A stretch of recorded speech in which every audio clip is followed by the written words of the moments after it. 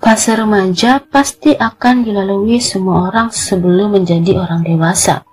Ada 3 fase remaja yang bakal dilalui semua orang. Yang pertama, fase remaja awal.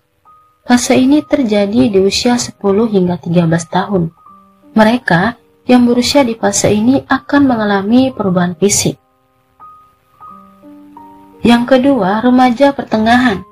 Fase ini terjadi di usia 14 hingga 17 tahun.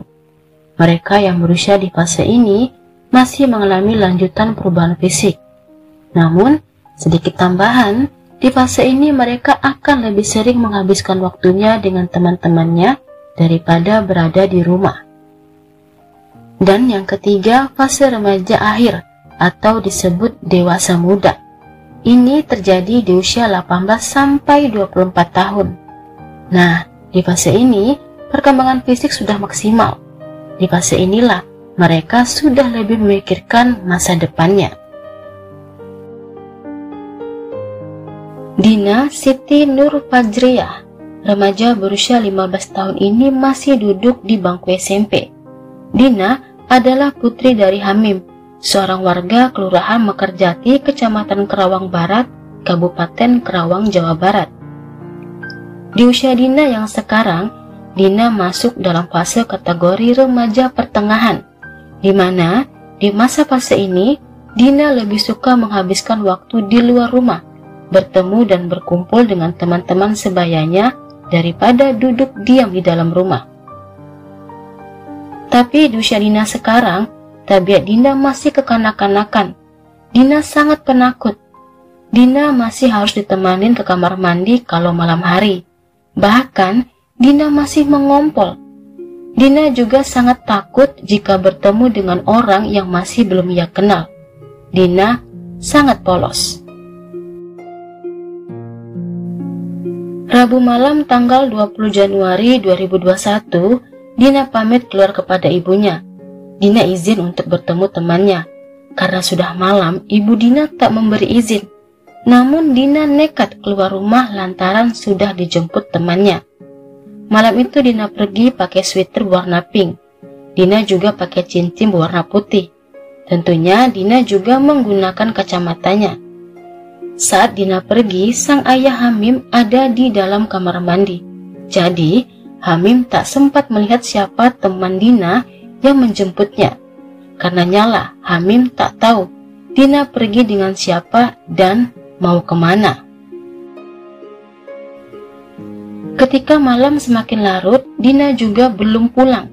Rasa takut dan kebingungan orang tua Dina semakin bertambah saat handphone Dina tak bisa dihubungi. Dina tak pulang semalaman. Keesokan harinya, Hamim dan keluarga lainnya sibuk dari ujung ke ujung mencari Dina. Hingga keluarga pun mendapatkan kabar yang tak ingin didengar. Sang anak, Dina, ditemukan sudah meninggal di tengah sawah. Kondisi Dina sangat memilukan. Dina ditemukan tergeletak di dekat saluran irigasi sawah dengan kondisi tanpa celana. Hanya sweater pink saja yang melekat di tubuhnya. Oleh karena itu, tubuh Dina pun ditutup dengan daun pisang. Kacamata dan celana milik Dina ditemukan di sekitaran persawahan tak jauh dari jenazah Dina. Namun, handphone Dina tak ditemukan. Apa yang sudah terjadi pada Dina? Siapa yang sudah menjahati Dina? Dan mengapa Dina harus mengalaminya? Hingga Dina pun meregang nyawa. Inilah kisah dan ceritanya.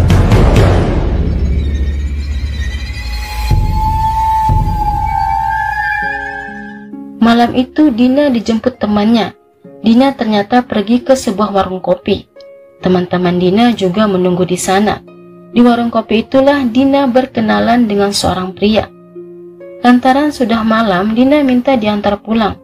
Tapi teman-teman Dina menahan Dina. Begitu juga dengan pria yang baru Dina kenal itu. Alasannya karena kopi masih belum habis. Namun Dina tetap ingin pulang. Karenanya pria yang baru Dina kenal tadi menawarkan diri untuk mengantarkan Dina pulang. Dina yang mungkin takut kalau bakal kena marah lantaran kemalaman, ia pun pulang di antara pria yang baru dia kenal malam itu. Saat di atas motor, Dina dan si pria itu mengobrol ringan. Dina sempat ngomong, "Kenapa motor kayak gini masih dipakai? Jemput cewek kok pakai motor begini? Yang kayak gini cocoknya diluakin aja." Di tengah perjalanan, Dina bertanya mengapa jalur pulang menjadi berbelok-belok. Dina merasa semakin jauh dari rumahnya. Si pria itu beralasan jika lantaran pandemi ada penyekatan jalan dan sedang tidak membawa surat-surat kendaraan.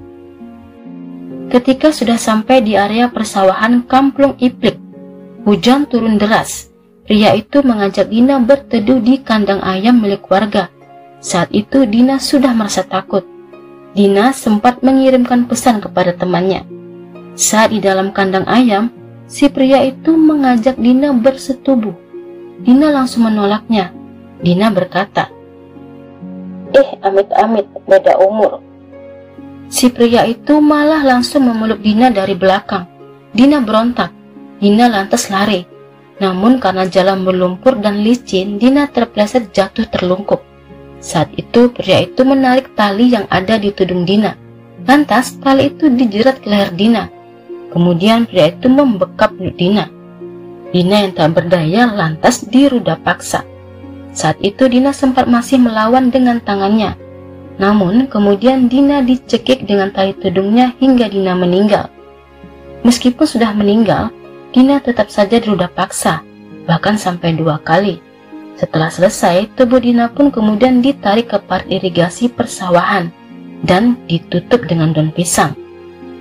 Sebelumnya, untuk memastikan jika Dina sudah meninggal, si pria itu sempat menyulutkan api rokoknya ke tubuh Dina.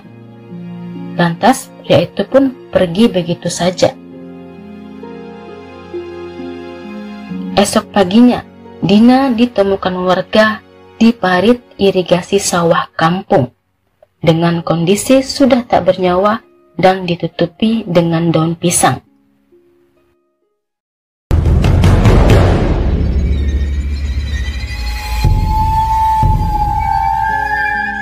Polres Kerawang yang mendapatkan laporan penemuan mayat lantas bergegas ke lokasi.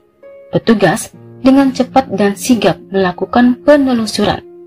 Dari keterangan teman-teman Dina, malam itu Dina diantar seorang pria bernama Iqbal Nugraha.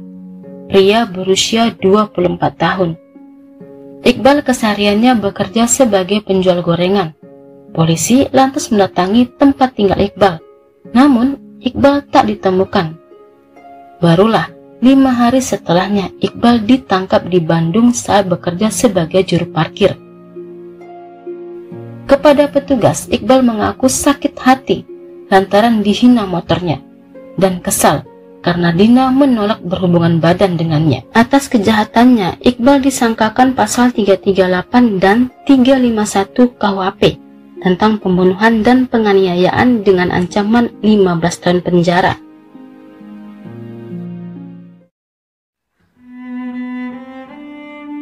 Kini Dina sudah dimakamkan di TPU Sirna Raga, Kelurahan Kerawang Kulon. Saat dimakamkan, teman dan keluarga tak kuasa menahan tangis. Bahkan sang ibu sempat pingsan. Doa pun dipanjatkan untuk Dina agar sekiranya Tuhan menempatkan Dina di tempat terindah. Demikianlah kisah dan cerita kali ini. Terima kasih sudah menonton. Mohon maaf jika masih banyak kekurangan. Sampai ketemu di video-video selanjutnya.